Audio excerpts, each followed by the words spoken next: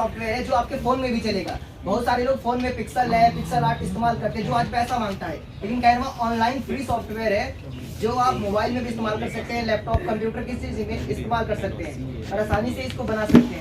कोई भी थंबनेल बनाने के लिए एक आइडिया क्रिएट करके देता है और यहाँ पर बस आपको आइडिया देखना है और जो पसंद आए वहाँ पे क्रिएट कर देना है। सर बताएंगे आपको।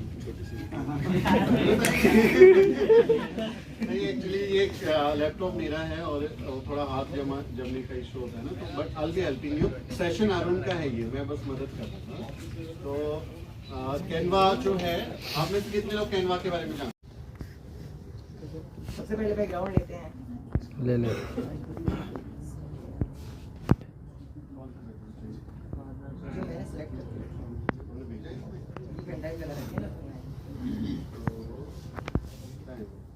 जो पीढ़ी है ना वो बहुत पीछे रह चुकी है, वो अब हमें आगे बढ़ना होगा।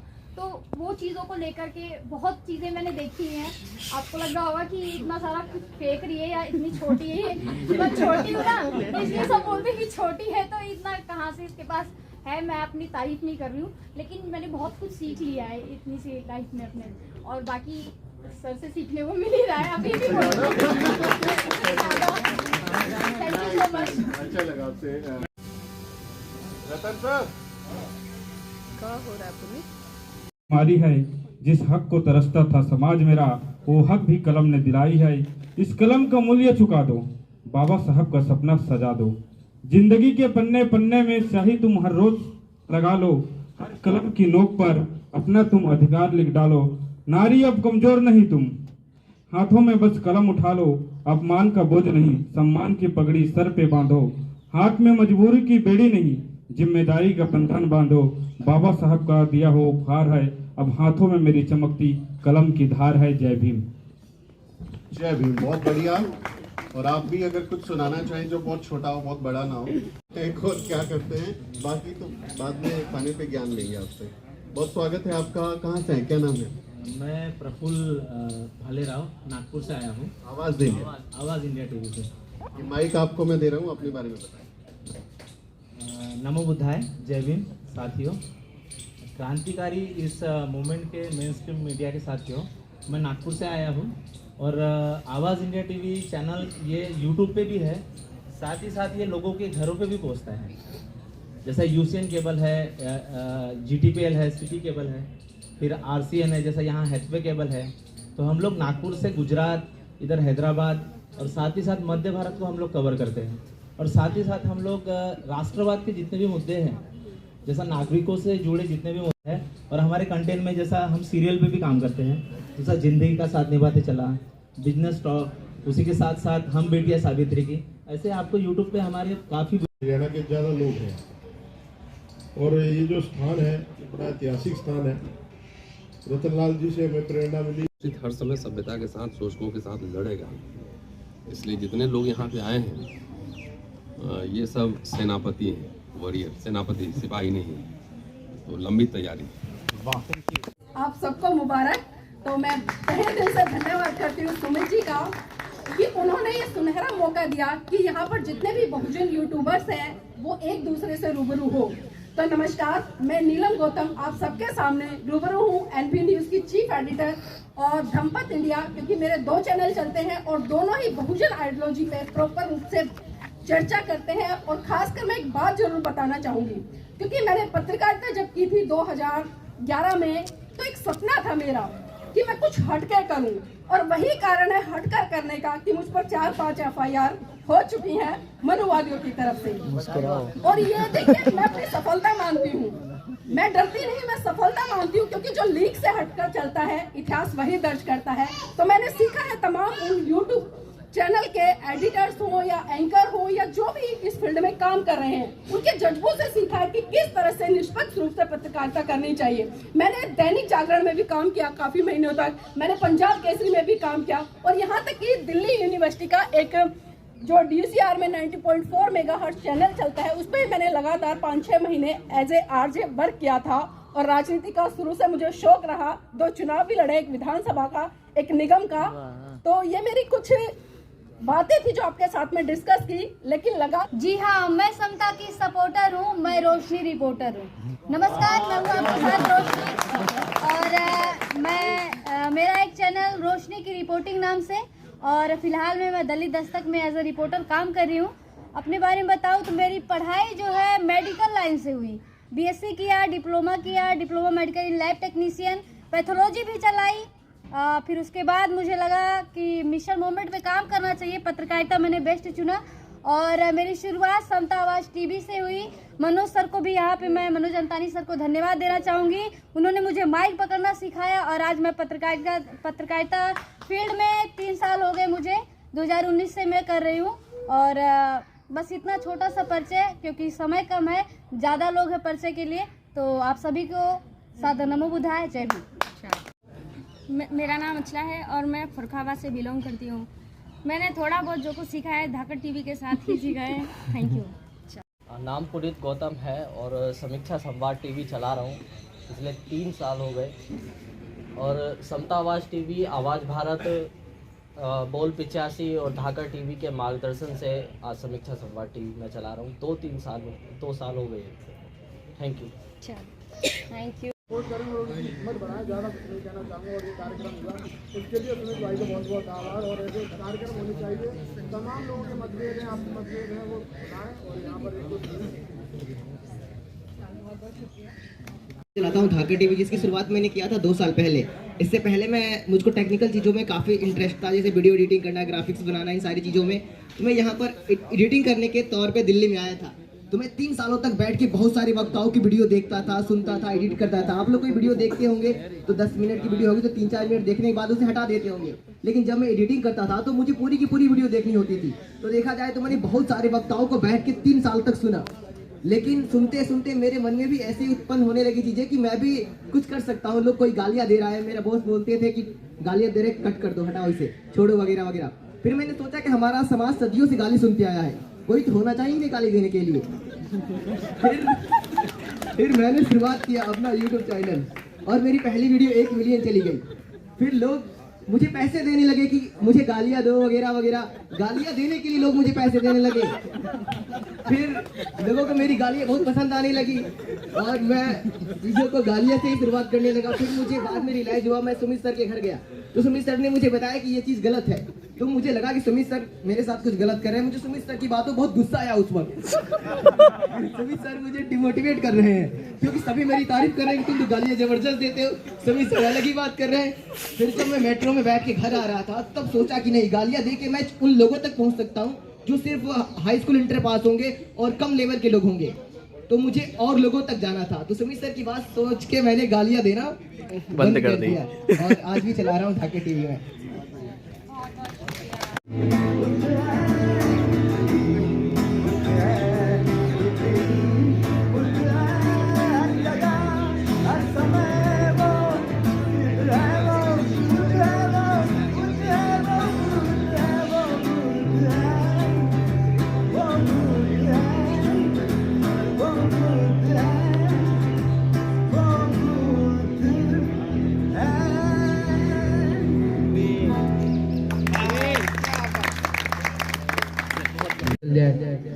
और वो जैसे जैसे चैनल बढ़ेगा तो वैसे वैसे आपका इनकम सोर्स भी अच्छे होंगे।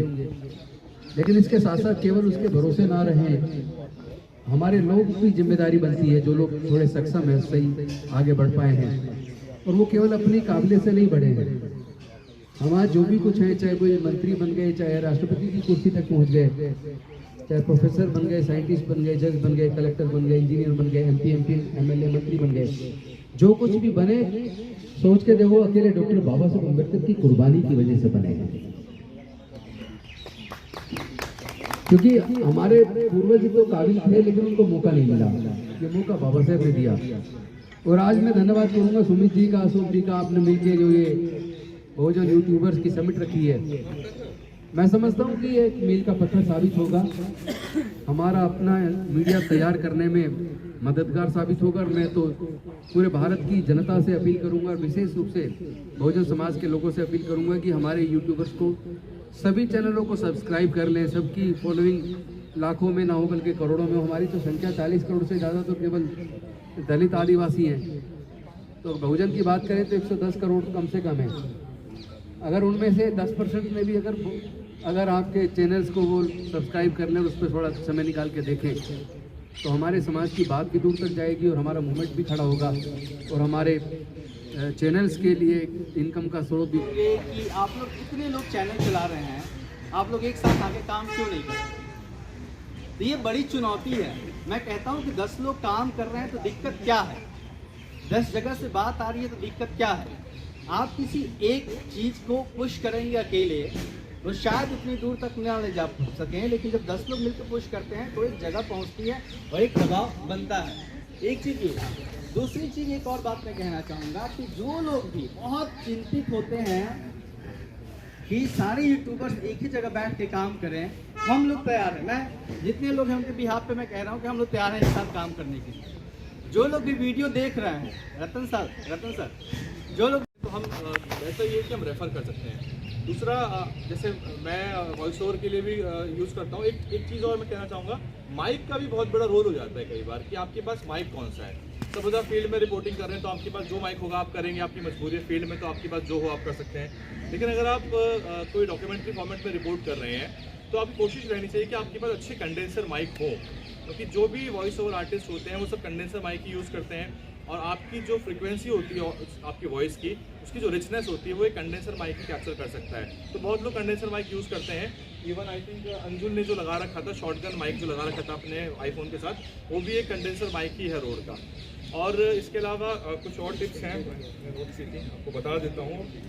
संबंध तो आपको आई कांटेक्ट करके अपनी बात को बहुत इफेक्टिवली कहना चाहिए। और कई बार क्या होता है कि आपका जो फर्स्ट सेंटेंस होता है ना, जो फर्स्ट फ्यू सेंटेंसेस होते हैं वही आपके ऑडियंस को एंगेज करने के लिए काफ़ी। मैंने खुद भी ऑब्जर्व किया है कि जब मैं रिपोर्ट बनाता हूँ कोई, और अगर मैं वेल प्रिपेयर्ड नहीं हूँ, एक बार इनसे भी पूछो, तो देयर आर हाई चांसेस कि वो बहुत ज़्यादा व्यूअरशिप नहीं करा सकेंगे। लेकिन अगर किसी रिपोर्ट को मैंने प्रिपेयर कर लिया है और क्लैरिटी आ गई है तो उससे मेरी वॉइस की तो चयन बेहतर हो जाता है। आप में से कुछ लोग होंगे जो टेलीप्रॉम्प्टर यूज़ करते हैं रिपोर्ट में। कौन टेलीप्रॉम्प्टर यूज़ करता है यहाँ पे रिपोर्ट बनाने के लिए? आप यूज़ करते हैं? उन्होंने एक्सपीरियंस शेयर किया, खासकर उन चीज़ों पर चर्चा की है जो हमें करनी चाहिए, क्योंकि अक्सर हम देखते हैं कि हम चैनल तो खोल लेते हैं लेकिन बहुत सारी जो बेसिक चीज़ें हैं मीडिया में हमें किस तरह से करना चाहिए, क्या करना चाहिए, कैसी खबरें उठानी चाहिए, इस पर हम ध्यान नहीं देते। लेकिन आजकल जो मुझे पीड़ा होती है, क्योंकि पत्रकार का काम है, लेकिन हम ज़्यादातर करते हैं कि कहीं भी बहुत बड़ा कार्यक्रम आयोजित होता है, हम जिस तरह से कैमरामैन काम करता है उस तरह से हम जाकर सभी अपने अपने कैमरा सेट कर देते हैं और आराम से हाथ बांधकर खड़े हो जाते हैं।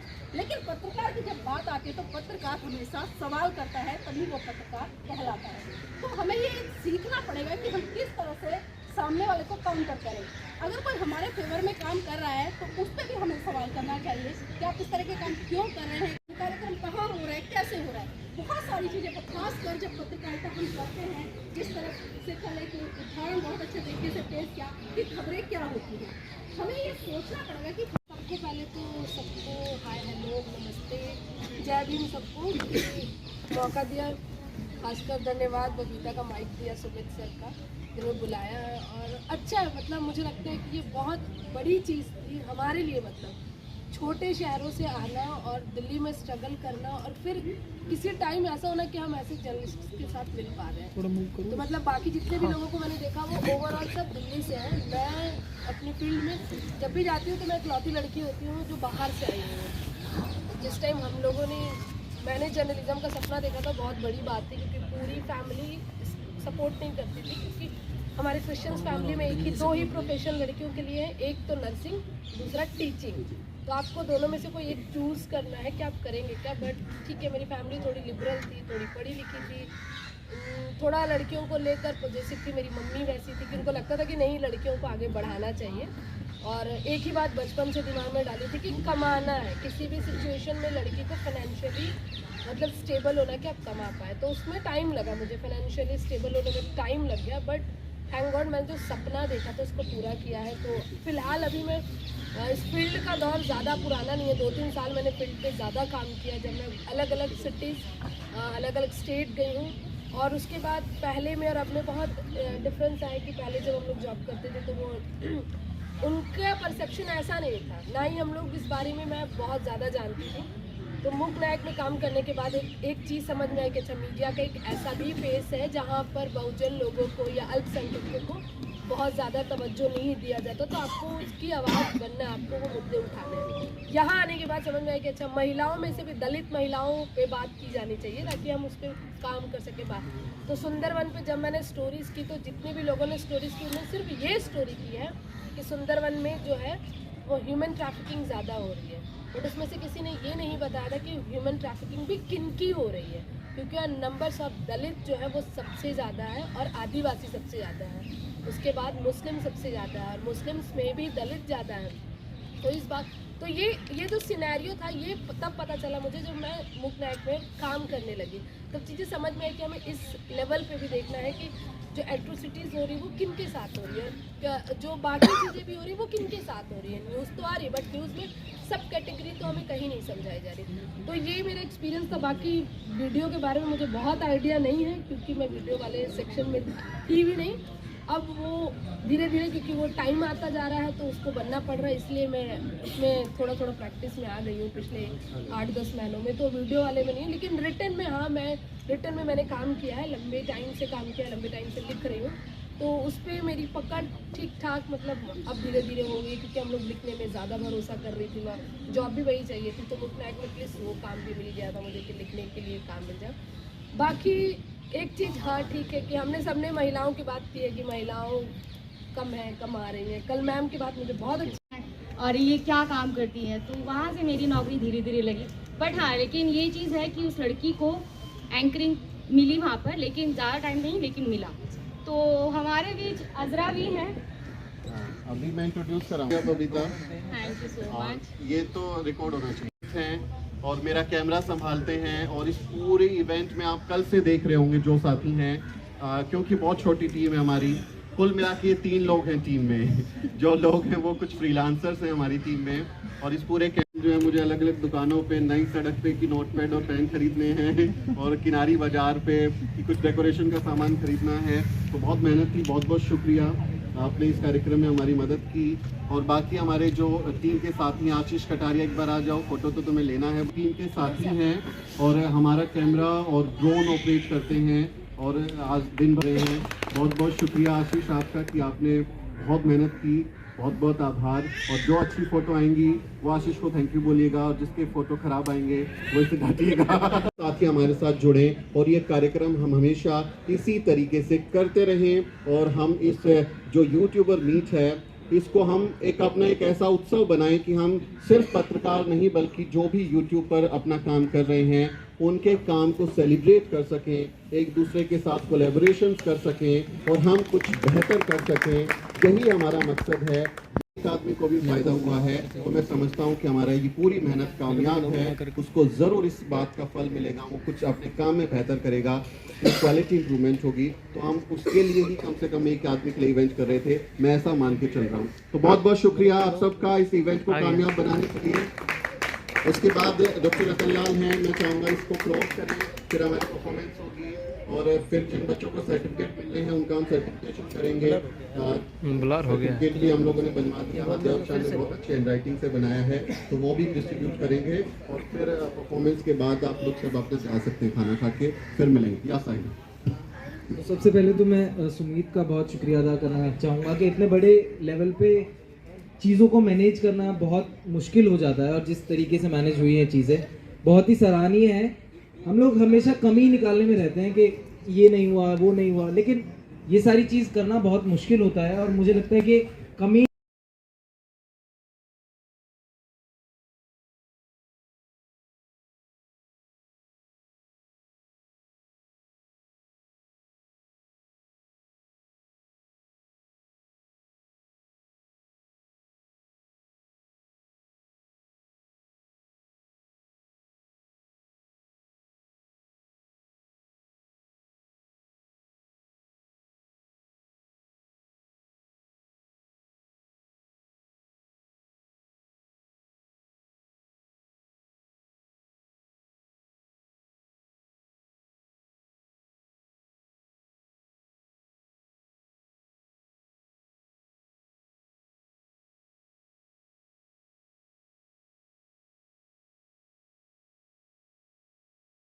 के संपादक भी, तो मैंने पढ़ा है उनको समझा भी। तो हमारा एक तरीके से वैसे लोग, चलो मोबाइल खोला, यूट्यूब खोल दिया, ऐसे शुरू होता है सबका। कोई सीरियस जर्नलिज्म उस तरीके से एज ए पेशा, एक पेशेवर पत्रकार की तरह बहुत कम लोग हैं इस प्रोफेशन में। और जितने पेरेंट्स हमारे पास आते हैं तो पहला सवाल, अभी अंडा में से बच्चा निकला नहीं, कि IAS का तैयारी करवाने के लिए। इसने नहीं कहा कि मुझे अपने बेटा और बेटी को महान बनाना है, प्रधानमंत्री बनाना है या पत्रकार बनाना है। ये सब बहुत कम है हमारे समाज।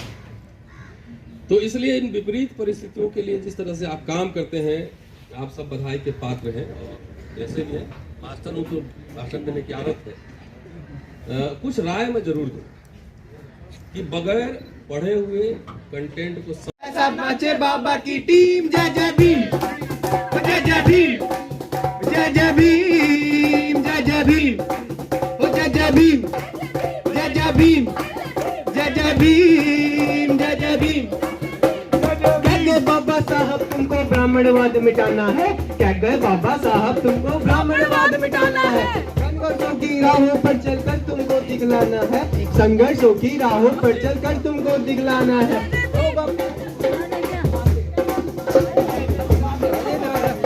मानते संविधान मनु पर हम विश्वास न करते, मानते संविधान मनु पर हम विश्वास न करते। और ये सुन के वो भागा ब्राह्मण, भागी उसकी टीम। जय जय भीम, जय जय भीम, जय जय भीम, जय जय भीम, जय जय भीम, जय जय भीम, जय जय भीम।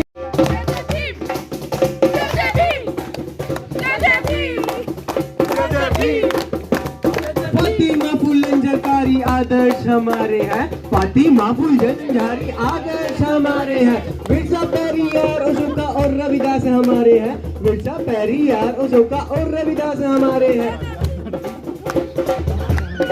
भगवानों पर विश्वास न करते, और ये सुन के वो भागा ब्राह्मण, भागी उसकी टीम। जय जय भीम, जय जय भीम, जय जय भीम, जय जय भीम, जय जय भीम, जय जय भीम, जय जय भीम, जय जय भीम, जय जय जय जय जय भीम, जय जय जय जय जय भीम, जय सावित्री जय भीम, जय सावित्री जय भीम, जय जय भीम, एक साथ जय जय भीम, जय जय भीम, जय जय भीम, जय जय भीम, जय जय भीम, जय जय भीम, जय जय भीम। रोहित अमन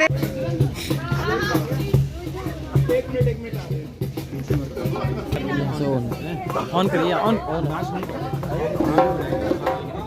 जाओ जाओ जाओ जाओ 2 मिनट के लिए माफी चाहूंगा थोड़ा। कोई बात नहीं, कोई बात नहीं, कोई बात नहीं।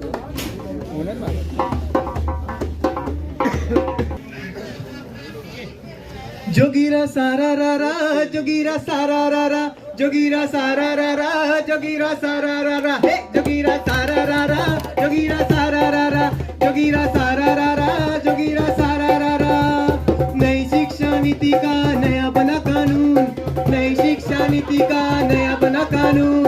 मंत्री जी का बेटा पढ़ने जाए देहरादून, मंत्री जी का बेटा पढ़ने जाए देहरादून। बाकी लोग चराए भैंस, बाकी लोग चराए भैंस, बाकी लोग चराए भैंस, बाकी लोग चराए भैंस। जोगीरा सारा रा रा, जोगीरा सारा रा रा, जोगीरा सारा रा रा, जोगीरा सारा रा रा, जोगीरा सारा रा रा रा रा रा रा रा रा रा रा, जोगीरा सारा रा रा, जोगीरा सारा रा रा, जोगीरा सारा रा रा, जोगीरा सारा रा रा।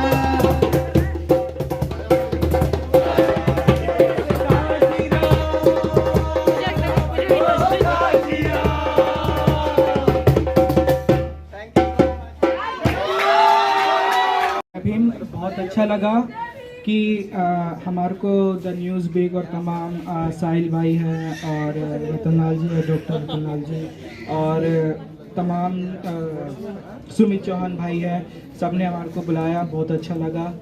और सभी की मेहनत के लिए उनको धन्यवाद मैं देता हूँ। और अपनी बैंड की तरफ से आज मैं जो बात रखना चाहता हूँ वो ये कि हम सबकी जो जर्नी है वो बहुत अलग है, बहुत अलग बैकग्राउंड से आए हैं। दिल्ली के ही है सारे बेसिकली। और हम जो यहाँ पे परफॉर्म कर रहा है उसके पीछे एक लंबा सफ़र है। तकरीबन इस बैंड को चलते हुए दिल्ली के अंदर 7 साल हो गए हैं। शुरुआत इस बैंड की डॉटर्स ऑफ सावित्री से हुई थी। इस बैंड का नाम पहले द सावित्रीबाई फुले बैंड से पहले डॉटर्स ऑफ सावित्री था। तो उसके अंदर जितनी भी सारी लड़कियां थी, महिलाएं थी। पर आपको पता है कि जैसे कि महिलाओं की शादी हो जाती है तो सबको जाना पड़ता है, तो उस तरीके से बैंड बिखरा। पर दोबारा फिर हमने उसको खड़ा करा। हम सब ड्रॉप आउट स्टूडेंट्स थे, स्कूल ड्रॉप आउट्स, जिन्होंने ये बैंड खड़ा करा। बाबा साहब को जाना, उनकी विचारधारा को जाना और दोबारा से अपनी स्टडी को। रोहित है और मैं भी इस बैंड के साथ पिछले साढ़े तीन साल से जुड़ा हुआ हूँ। मैं भी ऐसे ही आया था, मेरे को भी नहीं पता था कि बस ऐसा बॉलीवुड गाना गाना है, मेरे को यही पता था। फिर इस बैंड में ज्वाइन होने के बाद पुराने लोगों के साथ ऐसे ऐसे गाने गाए मैंने और अच्छी अच्छी जगहों पे गया हूँ। बहुत कॉलेजों में भी मौका मिला है। मेरे को कभी पता नहीं था कि मैं इतने अच्छी जगह पे भी जा पाऊँगा और इतने बड़े बड़े स्टेज भी मिलेंगे मेरे को। Thank you so much. जय भीम। मेरा नाम सुनील है और मैं भी पिछले 7 सालों से सावित्रीबाई फुले बैंड से अटैच हूँ। हमने ये बैंड जो हमारे बहुजन एक्टिविस्ट जो थे उनके विचारों को आगे लाने के लिए स्टार्ट किया था, क्योंकि जल्दी से कोई किताब पढ़ता है उसे दिमाग में बैठते नहीं है। सबसे आसान तरीका है लोगों को जगाने का म्यूज़िक, तो हमने इसीलिए स्टार्ट किया था। जय भीम। मेरा नाम काजल है और अभी सावित्रीबाई बैंड से मैं अभी कुछ महीने पहले ही जुड़ी हूँ और बस मेरी जर्नी अभी इतनी है और बस आगे ग्रीन करना चाहिए। जय भीम। मेरा नाम मुकुल है। मैं अभी लगभग 3 साल से जुड़ा हुआ हूँ बैंड से मैं भी, और जर्नी तो काफ़ी अच्छी रही है। बट हाँ, फैमिली इशू होते हैं, कुछ चीज़ होती है जो जिस वजह से मैं मेरी अलग है। तुम लोग जो है एक दिन आना, सब टीम यहाँ पे एक्सक्लूसिव ये यहाँ इंटरव्यू करेंगे और करके हाँ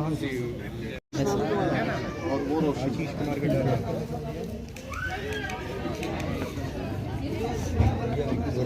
अब तुम लोग यहाँ जाओगे, फिर मुलाकात होगी।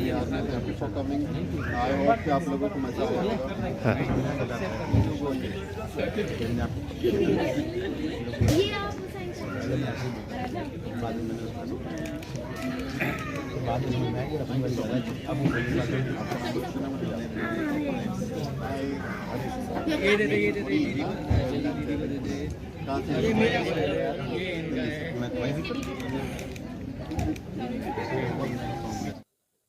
किया है।